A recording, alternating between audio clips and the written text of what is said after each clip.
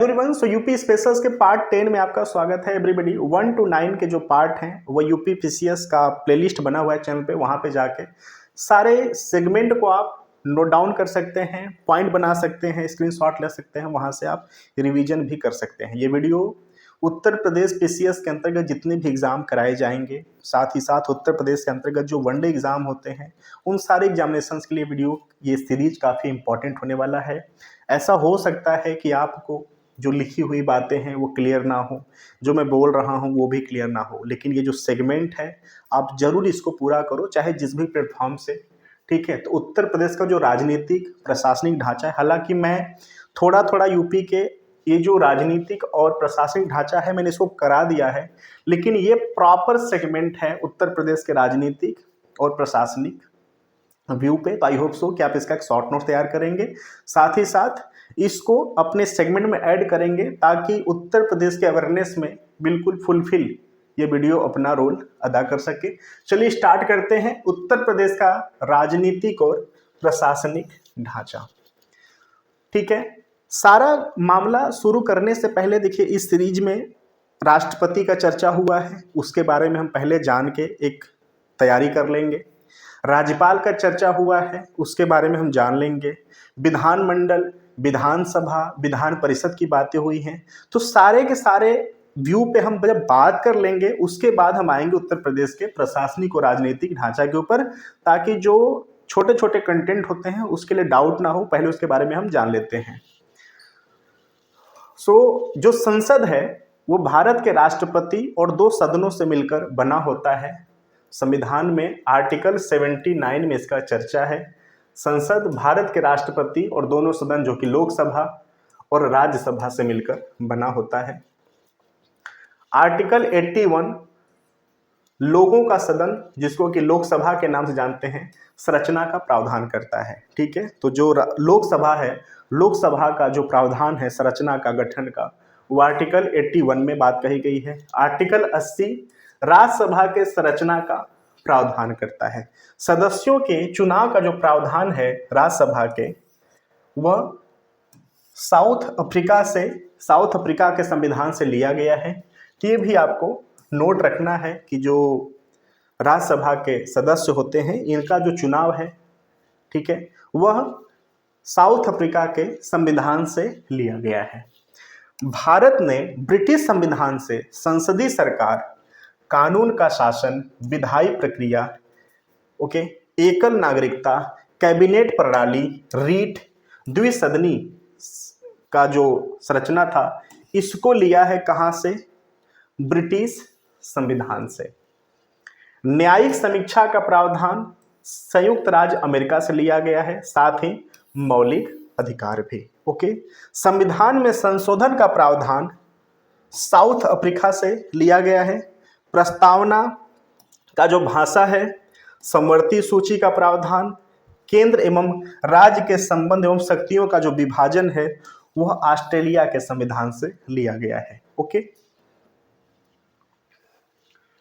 राष्ट्रपति देश का संवैधानिक प्रमुख होता है, जबकि राज्यपाल राज्य का संवैधानिक प्रमुख होता है। राष्ट्रपति को केवल महाभियोग, जिसको कि इम्पीचमेंट कहते हैं, से हटाया जा सकता है। इसका चर्चा आर्टिकल 66 में है। 66 जो है वो महाभियोग का प्रावधान करता है। राज्यपाल को किसी भी समय राष्ट्रपति द्वारा हटाया जा सकता है, क्योंकि जो राज्यपाल होता है वो राष्ट्रपति के प्रसाद पर्यंत पद धारण करता है। ठीक है, जो राष्ट्रपति हैं, राष्ट्रपति का चर्चा आर्टिकल 52 में है, और जो राज्यपाल हैं उनका चर्चा 153 आर्टिकल में है। ठीक है, जो राष्ट्रपति हैं उनको शपथ सुप्रीम कोर्ट के मुख्य न्यायाधीश दिलवाते हैं। जो राज्यपाल होते हैं, राज्यपाल को शपथ हाई कोर्ट का मुख्य न्यायाधीश दिलवाते हैं। राष्ट्रपति का कार्यकाल 5 वर्ष का होता है। अगर राज्यपाल राष्ट्रपति से इस्तीफा न मांगे, न हटाए, तो ये इनका भी समय काल 5 वर्ष होता है। ओके, जो राष्ट्रपति होता है अपना त्यागपत्र उपराष्ट्रपति को देते हैं, और जो राज्यपाल होते हैं अपना इस्तीफा राष्ट्रपति को देते हैं। ठीक है, त्यागपत्र। ओके, एक सेगमेंट है क्षमादान वाला। ठीक है, ये काफी बड़ा है, मैं एक समझने के लिए छोटा यहाँ पे नोट्स आपको तैयार करके दिखा रहा हूं। जो राष्ट्रपति की क्षमादान की शक्ति का प्रावधान है वो आर्टिकल 72 में है, और जो राज्यपाल के क्षमादान की शक्ति का प्रावधान आर्टिकल 161 में है। क्लियर? सेम शक्तियां हैं दोनों लोगों को, बशर्ते राज्यपाल मृत्यु सजा को छोड़कर हर एक तरह से राष्ट्रपति के समान इनको क्षमादान की शक्ति होती है, मृत्यु सजा को छोड़कर, बशर्ते राष्ट्रपति मृत्यु सजा को भी कम कर सकते हैं, लंबित कर सकते हैं, क्षमा जो भी, लेकिन जो राज्यपाल है मृत्यु सजा को छोड़कर समान पावर होती है क्षमादान के मामले में राष्ट्रपति के तरह। ठीक है, तो एक छोटा सा यह सेगमेंट था जो कि आप एक अवेयर हो गए इनके बारे में। अब आते हैं उत्तर प्रदेश के राजनीतिक और प्रशासनिक ढांचे के ऊपर। मंडल एवं जिले से शुरुआत करते हैं उत्तर प्रदेश के। ओके, तो उत्तर प्रदेश में कुल 11 मंडल हैं। ये वीडियो में ये जो टॉपिक है पिछले वीडियो में बहुत करा चुका हूं, कई बार करा चुका हूं, लेकिन यहाँ प्रॉपर लेकर यहाँ पर सेगमेंट आया हूं। तो उत्तर प्रदेश में कुल 11 मंडल हैं, जिसमें से आगरा, अलीगढ़, आजमगढ़, प्रयागराज, कानपुर, गोरखपुर, चित्रकूट, झांसी, अयोध्या, बरेली, मुरादाबाद, मेरठ, लखनऊ, वाराणसी, देवीपाटन, बस्ती, मिर्जापुर और सहारनपुर है। आप श्योर मानो, आपके स्तर पर इसकी जानकारी तो हो सकती है, आपको पता होगा, लेकिन हम उत्तर प्रदेश के अगर पॉलिटिशियन की बात करें, बहुत सारे ऐसे पॉलिटिशियन हैं, अगर आप उनसे पूरे मंडलों का नाम पूछ लो तो हो सकता है कि पूरे मंडल का नाम न बताएं। ओके, तो प्लीज आप इस बारीकी को समझो, एक शॉर्ट नोट्स तैयार करो, मंडलों को क्रम से लिखो।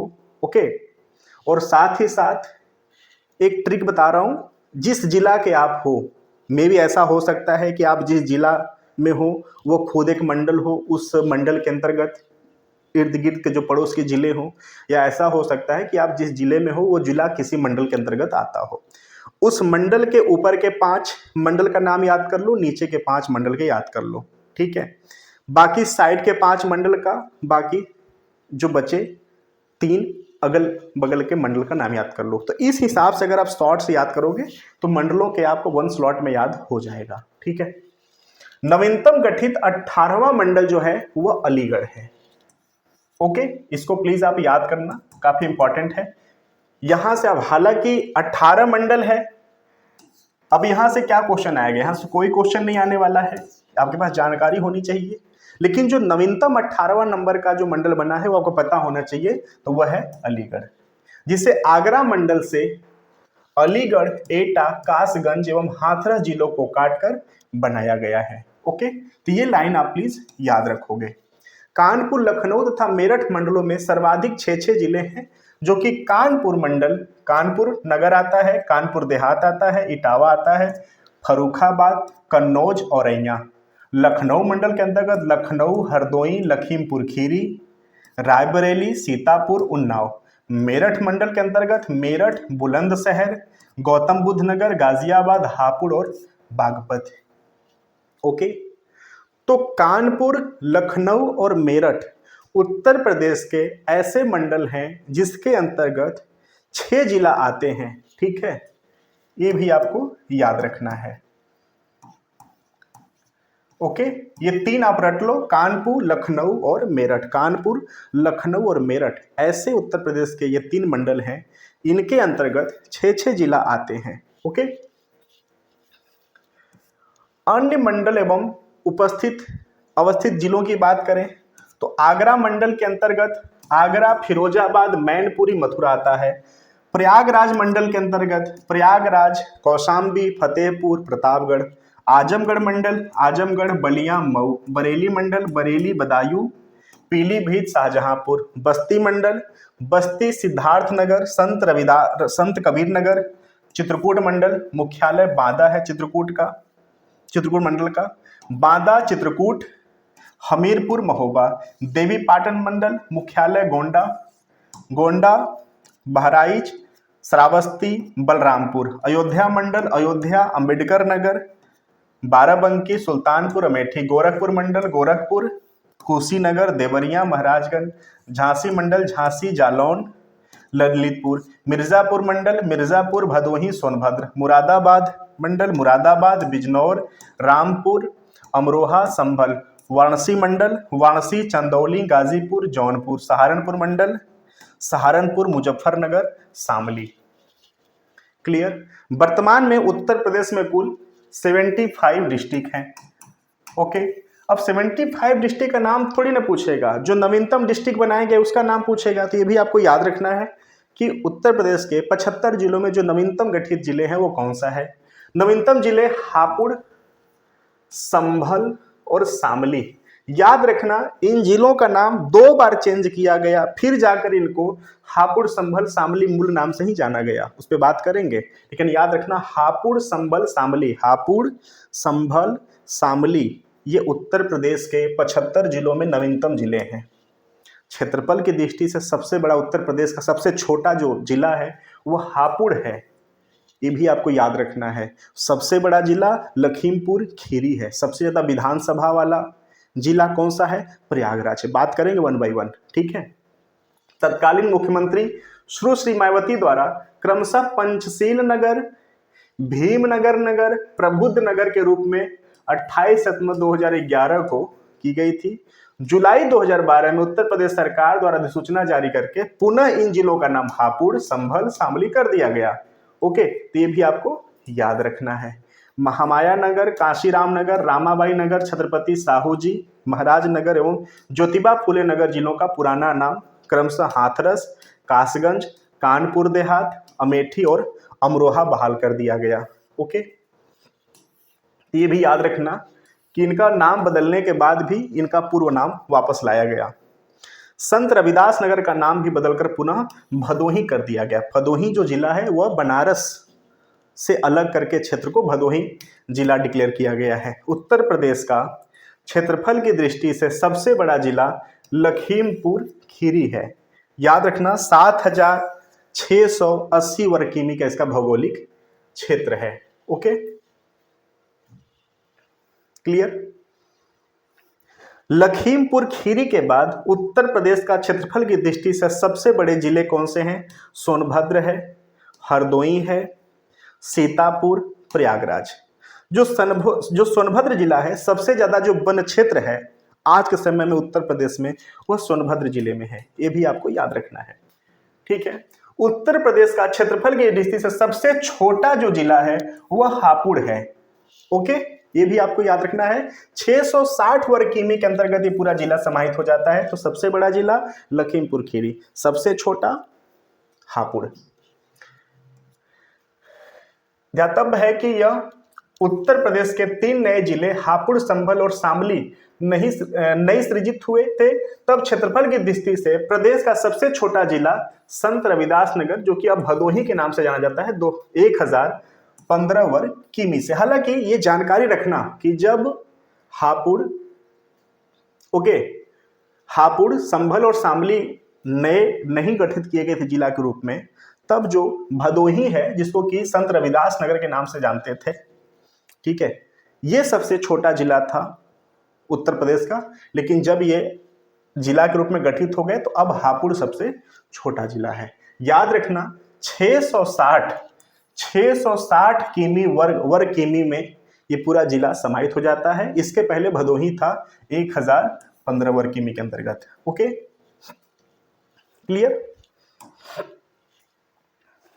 नवसृजित जनपदों की सूची की बात करें तो 2011 भी उतना इंपॉर्टेंट नहीं है, ठीक है। बात कर लिए कि हापुड़, ठीक है, ये इंपॉर्टेंट है, इसका नाम भी याद रखना। हालांकि यहाँ पे एक सूची है, इसका स्क्रीनशॉट भी ले लो और इस पर चलिए चर्चा भी कर लेते हैं, ठीक है। पश्चिमी संभाग के अंतर्गत कौन कौन से जिले आते हैं? तो फिरोजाबाद, बागपत, अमरोहा, गौतम बुद्ध नगर, हाथरस, कन्नौज, औरैया, कासगंज, शामली, संभल और हापुड़ है। बुंदेलखंड संभाग के अंतर्गत महोबा, चित्रकूट। पूर्वी संभाग अंबेडकर नगर, सिद्धार्थ नगर, महाराजगंज, कुशीनगर, मऊ, भदोही, सोनभद्र, कौशाम्बी, बलरामपुर, चंदौली, श्रावस्ती, संत कबीर नगर, अमेठी। ओके। 6 मई 1997 को बांदा जनपद को काटकर छत्रपति साहू जी महाराज नगर के नाम से नए जिले सृजित किया गया। कुछ समय बाद 4 सितंबर 1998 को जिले का नाम बदलकर चित्रकूट रखा गया। ये भी आप नोट्स में डाल लेना, ठीक है। जन प्रतिनिधित्व पे आते हैं। भारतीय संविधान के तहत उत्तर प्रदेश में एक विधान मंडल की व्यवस्था की गई है, जिसका निर्माण राज्यपाल और 2 सदनों विधान परिषद और विधानसभा से मिलकर बना हुआ है। लेजिस्लेटिव काउंसिल और लेजिस्लेटिव असेंबली। याद रखना, विधानसभा का जो मेंबर होता है विधानसभा का, उनको विधायक कहते हैं, एमएलए, ठीक है, मेंबर ऑफ लेजिस्लेटिव असेंबली।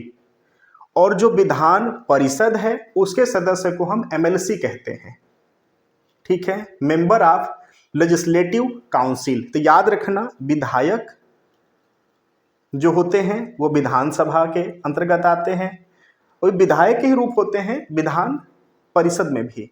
उनको हम एमएलसी कहते हैं जो विधान परिषद में होते हैं, और जो विधानसभा के मेंबर होते हैं उनको हम विधायक कहते हैं, एमएलए कहते हैं, मेंबर ऑफ लेजिस्लेटिव असेंबली, ठीक है। राज्य की कार्यपालिका शक्ति राज्यपाल में निहित है। इसका चर्चा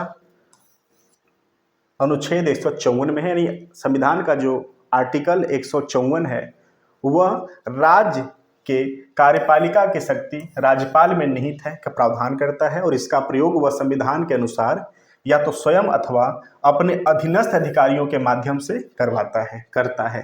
राज्यपाल की नियुक्ति राष्ट्रपति द्वारा की जाती है। आर्टिकल 155 155। राज्यपाल के पद के लिए न्यूनतम जो वर्ष है वो 35 वर्ष की आयु एवं भारत का नागरिक होना अनिवार्य है। राष्ट्रपति के लिए भी 35 साल है। ओके, याद रखना 35। राज्यपाल राष्ट्रपति के प्रसाद पर्यंत अपना पद धारण करता है। आर्टिकल 156(1) उसकी कार्यविधि पद ग्रहण की तिथि अपने 5 वर्ष तक होता है, अगर बीच में राष्ट्रपति उनसे त्यागपत्र नहीं मांगता, क्योंकि राष्ट्रपति के प्रसाद पर्यंत ही राज्यपाल का पद होता है। उसकी कार्यविधि, ठीक है, देख लिया। राज्यपाल अपना पद ग्रहण करने से पूर्व राज्य के उच्च न्यायालय के मुख्य यानी हाई कोर्ट के मुख्य न्यायाधीश या उसकी अनुपस्थिति में उस न्यायालय के उपलब्ध जो श्रेष्ठतम न्यायाधीश होते हैं के समक्ष शपथ लेता है। यानी कहने का मतलब प्रावधान तो ये है कि जो राज्यपाल हैं वह उस राज्य का जो हाई कोर्ट होगा वहाँ के मुख्य न्यायाधीश के द्वारा शपथ लेंगे। अगर कारणवश अनुपस्थित रहते हैं वहाँ के मुख्य न्यायाधीश, तो उस हाई कोर्ट का जो सीनियर जज होंगे या जो श्रेष्ठतम जज होंगे उनके बाद जो कि मुख्य न्यायाधीश होंगे उस हाई कोर्ट के, अगर वो अनुपस्थित होते हैं तो उनके बाद वाले जो श्रेष्ठ न्यायाधीश होंगे उस कोर्ट के, वो शपथ दिलवाएंगे राज्यपाल को। ठीक है, ये क्वेश्चंस यूपीएससी में भी आ चुका है, स्टेट पीसीएस में भी आ चुका है। प्लीज ये वाला डिफरेंस समझना, अक्सर ये बात पूछ लेता है। जैसे राष्ट्रपति हैं, राष्ट्रपति को शपथ सीजीआई दिलवाते हैं, चीफ जस्टिस ऑफ इंडिया दिलवाते हैं, सुप्रीम कोर्ट के मुख्य न्यायाधीश दिलवाते हैं। अगर कारणवश अनुपस्थित रहते हैं तो सुप्रीम कोर्ट के जो श्रेष्ठतम न्यायाधीश होते हैं वो उनको दिलवाएंगे। वो भी अगर अनुपस्थित रहते हैं तो उनसे नीचे के जो श्रेष्ठतम होते हैं वो दिलवाएंगे। इस डिफरेंस को प्लीज आप समझना, ठीक है।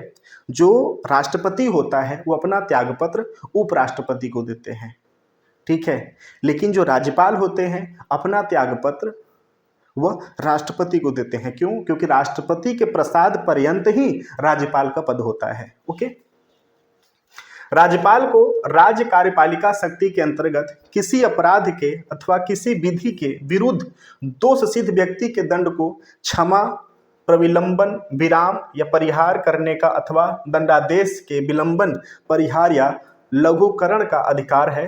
आर्टिकल 161 में यह अधिकार दिया गया है।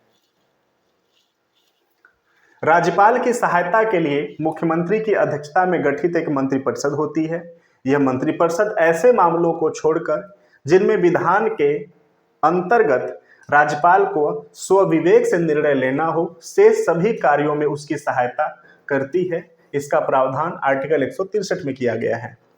उत्तर प्रदेश विधानसभा के सदस्यों की कुल संख्या 403 है। इनमें से 84 सीटें अनुसूचित जाति हेतु, 2 सीटें अनुसूचित जनजाति हेतु आरक्षित हैं। ये सदस्य राज्य विधानसभा क्षेत्रों के वयस्क मतदाताओं यानी 18 वर्ष या ऊपर के द्वारा प्रत्यक्ष रूप से चुने जाते हैं। ठीक है, जो विधायक होते हैं, विधानसभा के जो मेंबर होते हैं, उनके चुनने की बात यहाँ पर कही जा रही है कि उनको कौन मत देता है। ठीक है, सर्वाधिक विधानसभा सीट क्रमशः प्रयागराज 12, आजमगढ़ और कानपुर दोनों में 10-10। ये डिफरेंस आपको याद रखना। उत्तर प्रदेश का एक ऐसा यह जिला है प्रयागराज, जहां पर विधानसभा की जो सीटें हैं वो 12 हैं। इस जिला से 12 विधायक चुनकर आते हैं लखनऊ। ओके, बाकी जो आजमगढ़ और कानपुर नगर है यहाँ से 10-10 हैं। सबसे कम विधानसभा सीट वाला जिला चित्रकूट, हमीरपुर, ललितपुर, महोबा और श्रावस्ती है। यहाँ पे 2-2 सीटें हैं। उत्तर प्रदेश विधान परिषद के कुल सदस्यों की संख्या 100 है। विधान परिषद एक स्थायी सदन है। इसके प्रत्येक सदस्य का जो कार्यकाल है वह 6 वर्षों का होता है। प्रत्येक 2 वर्ष पर यथावत वह 1/3 सदस्य सेवानिवृत्त हो जाते हैं। ठीक है, राज्यसभा और विधान परिषद को बिल्कुल सेम आप समझो, साथ ही साथ इसको याद करोगे, बिल्कुल सेम है। ठीक है, जो उत्तर प्रदेश है, उत्तर प्रदेश में विधानसभा सीटें कितनी हैं? 403। विधान परिषद की सीटें कितनी हैं? 100। उत्तर प्रदेश में लोकसभा की सीटें कितनी हैं? 80। और राज्यसभा की सीटें कितनी हैं? 31। तो ये भी आपको याद रखना है। लोकसभा का चर्चा आर्टिकल 81 में किया गया है, राज्यसभा का चर्चा आर्टिकल 80 में किया गया है। ये भी आपको याद रखना है। भारतीय संविधान के अनुसार विधान परिषद का गठन या समापन राज्य विधानसभा के संकल्प प्रस्ताव पर संसद द्वारा किया जाता है। आर्टिकल 169 में यह प्रावधान है। विधेयकों को पारित किए जाने के मामलों में विधानसभा की इच्छा सर्वोपरि है। विधेयक प्रायः उसी रूप में पारित होता है जिस रूप में विधानसभा उसे पारित करवाना चाहती है। विधानसभा द्वारा पारित किसी विधेयक, धन विधेयक को छोड़कर, को विधान परिषद में प्रथम बार 90 दिन, द्वितीय बार 30 दिन तक रोके रखने की शक्ति है। जबकि बात करें धन विधेयक की तो मिनिमम 14 दिन तक रोक सकते हैं। 14 दिन के बाद उनको लौटाना पड़ेगा विधानसभा को। ठीक है, विधानसभा की स्थिति धन विधेयक के मामले में सर्वोच्च है। विधान परिषद इसे केवल 14 दिन तक ही रोक सकती है। उत्तर प्रदेश विधान परिषद की कुल सदस्य संख्या 100 में से लोक प्रतिनिधित्व अधिनियम 1950 समय समय पर यथा संशोधित के प्रावधानों के तहत 38 सदस्य राज्य विधानसभा के सदस्यों द्वारा, 36 सदस्य नगरीय स्थायी निकायों के सदस्यों द्वारा, 8 सदस्य 3 वर्ष के अध्यापन अनुभव जो कि माध्यमिक से निम्न स्तर के अध्यापकों द्वारा, 8 सदस्य विश्वविद्यालयों के 3 वर्ष से अधिक पुराने स्नातकों द्वारा व निर्वाचन मंडल के अप्रत्यक्ष रूप से चुने जाते हैं। तो याद रखना कि जो विधानसभा के सदस्य होते हैं वो प्रत्यक्ष चुनाव के द्वारा उनका चुनाव होता है। जो विधान परिषद है उनका चुनाव अप्रत्यक्ष चुनाव के माध्यम से होता है। ओके, जबकि शेष जो 10 सदस्य हैं राज्यपाल द्वारा राज्य के विशिष्ट व्यक्तियों में से नाम निर्देशित किया जाता है। ये भी क्वेश्चन आ चुका है कि कितने ऐसे सदस्य हैं जिनको कि राज्यपाल नियुक्त करते हैं, चुनते हैं, तो 10 सदस्य याद रखना। उत्तर प्रदेश में लोकसभा हेतु 80 सदस्य देश में सर्वाधिक है, इसलिए कहते हैं उत्तर प्रदेश की जो राजनीति है वो भारत की राजनीति का निर्णायक राज्य है। जो यहाँ पर विजयी वो पूरे भारत में विजयी, क्योंकि लोकसभा की सीटें 80 यहाँ पर हैं, ठीक है, निर्वाचित होते हैं। लोकसभा के 80 निर्वाचन क्षेत्रों में से अनुसूचित जाति हेतु सुरक्षित लोकसभा सीटें कुल 17 हैं यूपी में। नगीना, बुलंदशहर, हाथरस, आगरा, शाहजहांपुर, हरदोई, मिश्रिख, मोहनलालगंज, इटावा, जालौन, कौशाम्बी, बाराबंकी, बहराइच, बांसगांव, लालगंज, मछली शहर, राबस्टरगंज, ये ऐसे जगहें हैं, ऐसे क्षेत्र हैं, ठीक है, जहां से कुल 17 सुरक्षित सीटों पे चुनाव कराया जाता है लोकसभा का। अनुसूचित जनजाति के लिए उत्तर प्रदेश में कोई लोकसभा सीट सुरक्षित या आरक्षित नहीं है। याद रखना, जो सुरक्षित सीट है वह 17 है, किनके? अनुसूचित जाति के लिए। क्लियर, अनुसूचित जाति के लिए 17 है। कहाँ कहाँ पे हमने देख लिया, बाकी अनुसूचित जनजाति के लिए कोई सीटें नहीं है, यानी एसटी के लिए कोई रिजर्व सीटें यहाँ पर नहीं है। राज्यसभा में उत्तर प्रदेश से टोटल 31 सदस्य प्रतिनिधित्व करते हैं। राज्य के मुख्यमंत्री की नियुक्ति राज्यपाल द्वारा की जाती है तथा राज्यपाल मुख्यमंत्री के परामर्श पर अन्य मंत्रियों की नियुक्ति करते हैं। मंत्रिपरिषद राज्य की विधानसभा के प्रति सामूहिक रूप से उत्तरदायी होते हैं। मुख्यमंत्री राज्य के प्रशासन संबंधी मंत्रिपरिषद के समस्त निर्णयों तथा प्रशासन एवं विधान के लिए प्रस्तावित उन मामलों की जानकारी भी राज्यपाल को देता है जिनकी सूचना राज्यपाल स्वयं मांगते हैं। इसका जो प्रावधान है आर्टिकल 167 में किया गया है कि मुख्यमंत्री राज्य के प्रशासन संबंधी मंत्रिपरिषद के समस्त निर्णयों तथा प्रशासन एवं विधान के लिए प्रस्तावित जन मामलों की जानकारी राज्यपाल को देगा। याद रखना 167। उत्तर प्रदेश के प्रथम मुख्यमंत्री पंडित गोविंद बल्लभ पंत, जो कि 26 जनवरी 1950 से 27 दिसंबर 1954 तक थे। तो याद रखना यूपी के प्रथम मुख्यमंत्री। Okay, clear. नारायण दत्त तिवारी उत्तर प्रदेश के ऐसे एकमात्र राजनीतिज्ञ हैं जिन्होंने उत्तर प्रदेश के अलावा एक दूसरे राज्य जिसको कि उत्तराखंड के मुख्यमंत्री के पद को भी इन्होंने सुशोभित किया है। नारायण दत्त तिवारी, याद रखना। उत्तर प्रदेश के सबसे युवा मुख्यमंत्री अखिलेश सिंह यादव थे, जिन्होंने 15 मार्च 2012 से 19 मार्च 2017 तक उत्तर प्रदेश के क्रम के अनुसार 31वें और व्यक्ति के रूप में 20वें नंबर के मुख्यमंत्री का पदभार संभाला है। याद रखना यूपी के सबसे युवा मुख्यमंत्री, कम उम्र के मुख्यमंत्री अखिलेश सिंह यादव हैं। ओके, व्यक्ति के रूप में 20वें मुख्यमंत्री और सीएम क्रम के रूप में 31वें हैं। चौधरी चरण सिंह व विश्वनाथ प्रताप सिंह उत्तर प्रदेश के मुख्यमंत्री रहने के अतिरिक्त भारत के प्रधानमंत्री पद को भी इन्होंने सुशोभित किया है। काफी इंपॉर्टेंट है, ये भी आपको याद रखना। उत्तर प्रदेश की पहली महिला मुख्यमंत्री देश की किसी राज्य की भी श्रीमती सुचेता कृपलानी, याद रखना 2 अक्टूबर 1963 से 13 मार्च 1967 तक ये मुख्यमंत्री पद पर थी। ना सिर्फ उत्तर प्रदेश के, पूरे भारत के प्रदेशों में यूपी की पहली यह महिला मुख्यमंत्री थी। उत्तर प्रदेश के 3 राजनीतिज्ञों को 3 बार उत्तर प्रदेश का मुख्यमंत्री बनने का सौभाग्य प्राप्त हुआ।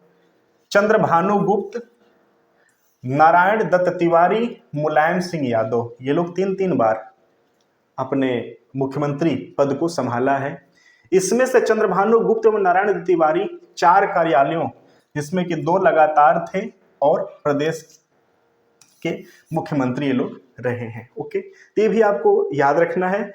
सुश्री मायावती एकमात्र राजनीतिज्ञ हैं जिन्होंने उत्तर प्रदेश के मुख्यमंत्री पद को 4 बार अलग अलग कार्यकाल में सुशोभित किया है।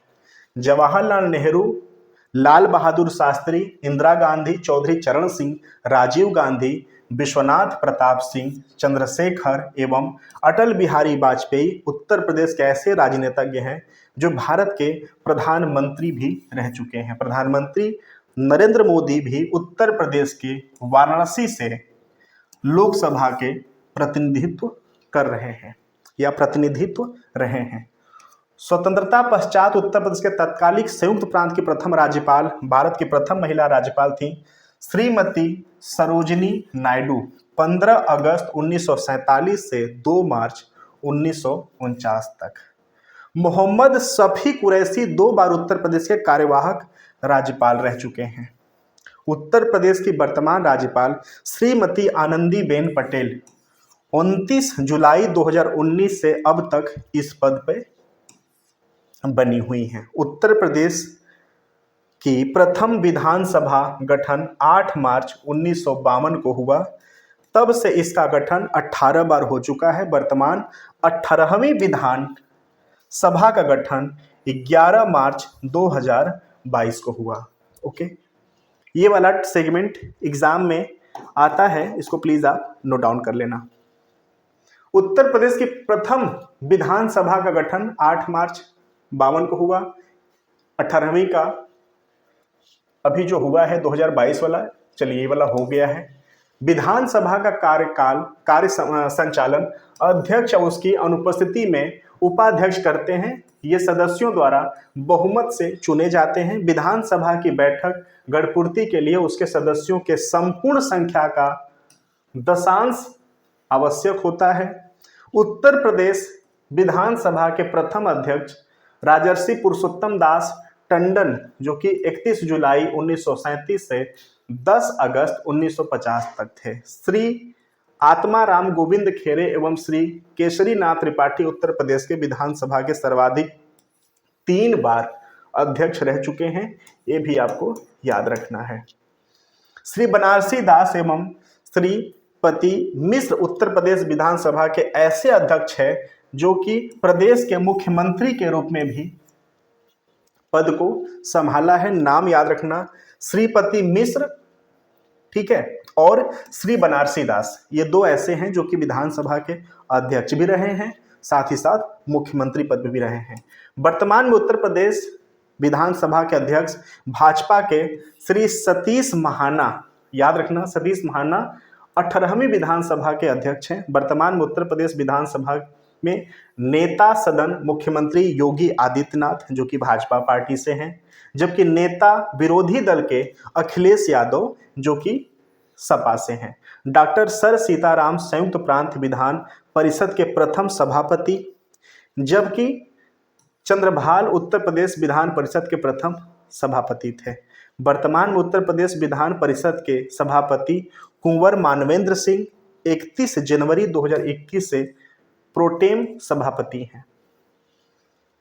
वर्तमान में 31 जुलाई 2023 की स्थिति के अनुसार उत्तर प्रदेश विधान परिषद में नेता सदन श्री केशव प्रसाद मौर्य भाजपा पार्टी से, जबकि नेता विरोधी दल अभी रिक्त है।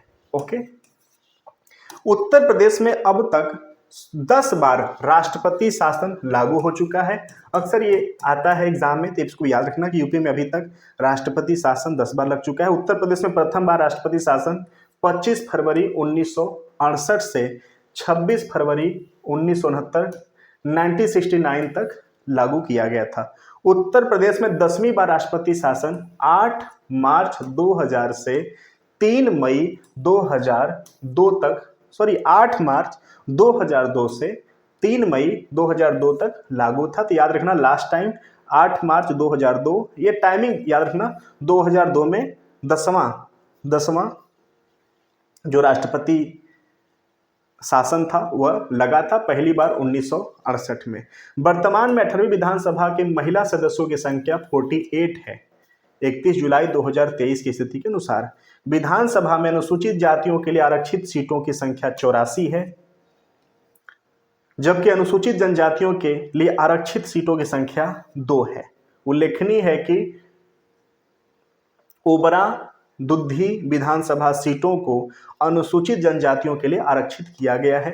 ये जो 2 एसटी सीटों के लिए आरक्षित किया गया है, याद रखना, पहला तो है ओबरा और दूसरा है दुद्धी विधानसभा।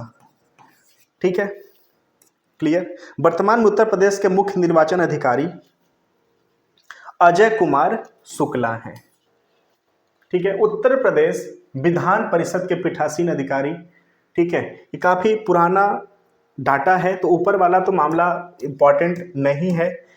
याद रखना, श्री रमेश यादव 12 मार्च 2016 से 30 जनवरी 2021 तक उत्तर प्रदेश विधान परिषद के पीठासीन अधिकारी। ओके। डॉक्टर सर सीताराम 1925 का ये टाइमिंग याद रखना। यहाँ का ये डाटा काफ़ी सफिशिएंट है, इससे ऊपर नहीं जाएगा, तो 1925 का आप याद रखना। ओके। साथ ही साथ श्री चंद्रभाल, ओके, ये 1949 देश के आज़ादी वाला, तो ये भी आपको याद रखना है। सो एवरीबॉडी, ये जो डाटा रहा, आई होप सो कि आपको एग्जाम के रिलेवेंट लगे होंगे। ओके, सो प्लीज़ इसका शॉर्ट नोट्स भी आप तैयार कर लो, चाहे उसका स्क्रीनशॉट लेके, चाहे आप पॉइंट वाइज वीडियो से ही नोट कर लो, चाहे वीडियो को ही आप रिवीजन फॉर्मेट में यूज करो, एज यू विश। सो चलिए फिर मिलते हैं अगले सेगमेंट में, तब तक थैंक यू सो मच, धन्यवाद।